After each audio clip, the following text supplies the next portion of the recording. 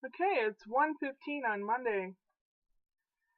I went for the first TMS thing for the depression study with the transdermal magnetic stimulation. They fit me in this little cap and put electrodes on my head and everything, like one of those TENS units, like a Dr. Ho TENS unit.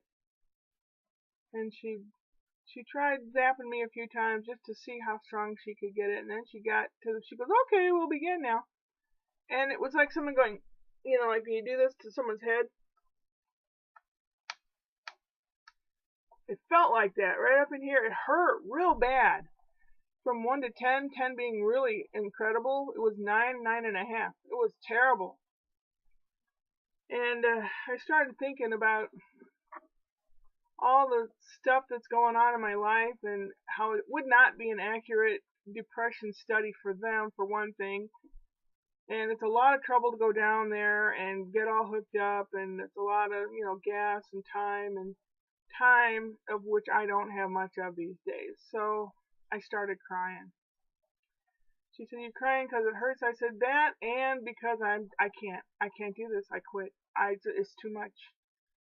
The doctor wasn't aware of what everything happened, and I had told her all the stuff that's happened between my mom and my brother and situation, and I think she probably knew I was going to quit. But $250, goodbye. Another time I had, although to be honest with you, this is voluntary, and had nothing happened in my life, it hurt so bad I probably would have quit. I would have said, it's not worth it. Whatever I have left of my life, I don't want it to be full of pain, okay?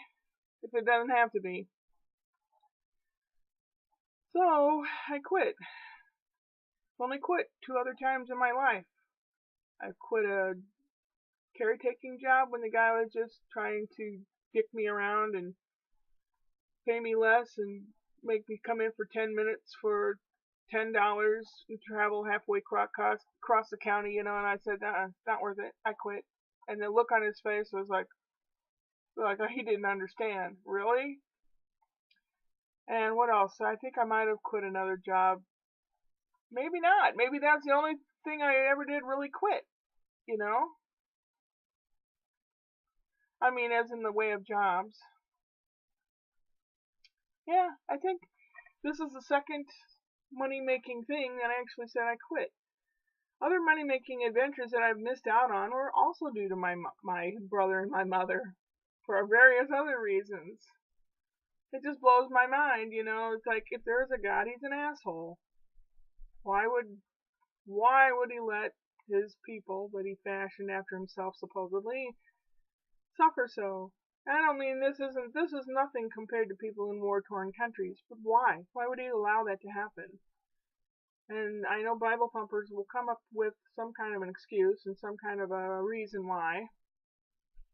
And I used to be a Bible thumper when I was 13. And then I sat and thought about it. And I thought about it. And I thought, why would someone that made their people, their humans, and cared and loved them, why would they do something really fucked up to them? Why? I'm a mother. I have 2 sons. I love them dearly. I would never want anything bad to happen to them. I would put myself in front of them and take a bullet for them. And that's how I feel about my children. If God has all of us as children, why would he let us fucking suffer? That doesn't make any sense. I told you yesterday or the last time, you'll probably see me in some kind of a breakdown mode. I need to take a shower. I don't even know when the last time I took a shower is. I ought to be writing it down. The reason I'm using my laptop to film this is because I can't remember where I put my camera. It's got to the point where I have no brain. I am nothing but a robot. And I don't like that. I called my kid, I called Scott yesterday and asked him a few questions and told him what was going on. Because I had written them both emails and he got the email. I asked him about the baby due date, and he said they're going to the gynecologist today to be measured and weighed, and they're guesstimating sometime in June for the baby. They always like the name Sophie for a girl, and for a boy, he said Max or Leo. And I said, "You been watching The Producers? Max Bialystock and Leo Bloom?" He goes, "Oh, I never thought of that." Dakude, Bialystock and Bloom. I don't know. I used to say I'd cut my hair all off if I got really, really depressed, and I'm really getting close. But I also said to people on Facebook, when I get down to 250 pounds, I was at 298, and I'm down to 274, maybe less now. When I get to 250, I'll style my hair some way and let everyone know, kind of a subtle way. Oh, I asked Scott, how did they tell her father? Well, she has a little niece. Her one sister has a little 2-year-old, and Nora. And they taught Nora how to say, "Auntie Marley has a baby." And they had her go in the kitchen and tell the daddy that, her father. I thought that was so cute. So cute. There's all kinds of ways, and I knew my son was fairly creative, and I knew they'd come up with some creative way. I'm all over the place. That's the way my brain normally works.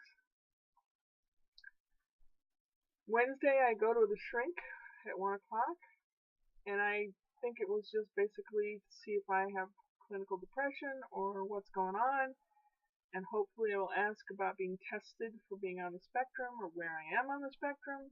I know I'm there somewhere. I just don't know where. You know, a whole lot of stuff's going on. Man, I have so much to do. I wish I had somebody here to help me.